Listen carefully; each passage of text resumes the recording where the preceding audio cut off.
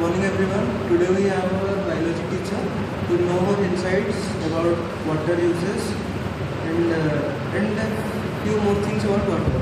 So ma'am, can you introduce yourself to the audience? Good morning everyone. My name is Anisha Mathur. I am PGT Biology in Ravindra Education, Future. I have just recently joined. That's about it. Please ask me. From perspective, how can we as students contribute towards saving water within the school campus itself? So, there's nothing as such as my perspective. It's a very generalized approach. And that's very, decent human being approach as well. So, if you see anywhere like leaky taps, just simply close it. If you can't do it, then, or like if you're unable to do it, then just report it to some authority at your home. You can report it to your parents. And then basic things like, carry your own water bottle. There's a thing of RO water, like everyone has that aquaguard in our houses. But the wastewater that comes from the RO, that is usually discarded out. And that is very terrible for me actually. And that's actually clean water. You can use it. You can use it for even kitchen purpose as well. So that is another way to save water. Taking shorter showers, like big showers are not necessary, and for washing vehicles and washing, cleaning the floors, all of that. For that purpose also we can reuse water. We need not use fresh water for every purpose. It's not necessary. Being an educator, how do you think your subject can promote environmental awareness, especially about water conservation? Well, biology essentially deals with water. Biology is, I can say 90% of biology actually deals with water. How I will tell you, because we are living organisms, living cells. Those are consist of 90% of water. All cells, they cannot function without water.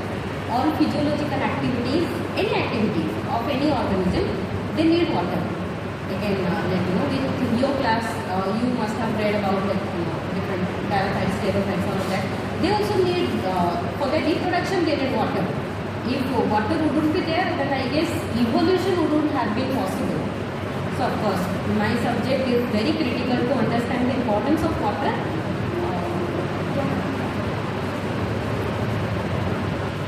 And how do you define water sustainability in the context of the school environment? Okay. Not just only in the context of school environment. It's again a very generalized approach. Sustainability is something, it's a process. It's a process, it's a pattern where you use the resources that is available to you, the natural resources, and use it in such a way so that it is also preserved for the future generations coming ahead. Talking specifically about the water sustainability, that means water is a very limited resource. Again, why? Because fresh water is an access that is not available to everyone. So, we need to conserve fresh water. We need to very mindfully use fresh water so that the fresh water is available for our future generations. Again, repeatedly I will tell fresh water. Why? Because fresh water is the only thing that we can drink. The other type of water that are available, that's mostly marine water, and I think almost about 90% of the fresh water that is stored in the glaciers, which is very difficult to extract. So the limited water that we have, we need to really preserve it and we need to very mindfully use it. And do you think the deforestation is somewhat related to sustainability or loss of water usage? Yes, deforestation is related to sustainability. Actually, it is indirectly related. If there is deforestation, then sustainability will get affected. Okay. So, how it will get affected? Deforestation is simply means cutting down of trees. When we cut down trees, the major thing that happens is the water cycle breaks. Water cycle is where water gets evaporated, that it condenses and precipitates, all of that. So, when there are not enough trees, so naturally the oxygen level decreases, the water cycle breaks down, that leads to shift in climate, that leads to shift in rainfall pattern. That's why we observe many natural calamities that's occurring. These are natural disasters, as we say. those are actually a result of repercussion of this deforestation. And the second part of the question, yes, deforestation also leads to loss of water. Why? Plants are there, plants provide protection against soil erosion, plants provide a wiser way to land use pattern.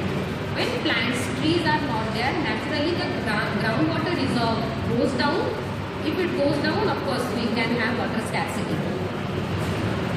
Lastly, ma'am, what's your personal message to students when it comes to saving water and cleaning sustainability? My personal message would be, again, as a teacher, of course, I can ask students something, but I would like to get them motivated for their own reasons. They need to be aware of the water scarcity, or they need to consider that availability of fresh water would be a problem in the near future.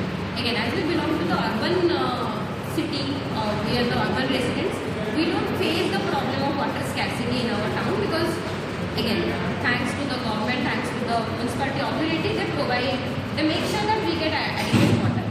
The water scarcity is a problem in probably the rural areas. But as the residents of urban area, I would like to say my students that you always have read about water is a very sensitive topic and water should be preserved, water should be used very sustainable way. Again, why? Because water is limited.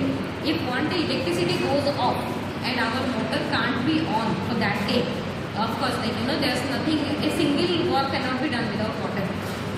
That day, if there's no electricity, there's no power, then of course, since we don't have water, we need to buy water. We usually do that. We buy water, we buy food from outside, and so that we don't have to clean utensils and all of that. So this is very small but specific example that water is needed just for one activity, that is eating, lunch or dinner. So if you don't conserve water, then of course not you cannot get it, and forget about your future generations. Last message, I think I would. We all have heard about the poem, right? Machli Jal Ki Rani hai, Jeevan Uska Pani hai. I think that poem is self-sufficient to say water is life. Lastly, I'd like to add a line. Since I'm from biology, I love green, so it takes a lot of green to keep our earth green. Thank you, ma'am. It was a wonderful experience.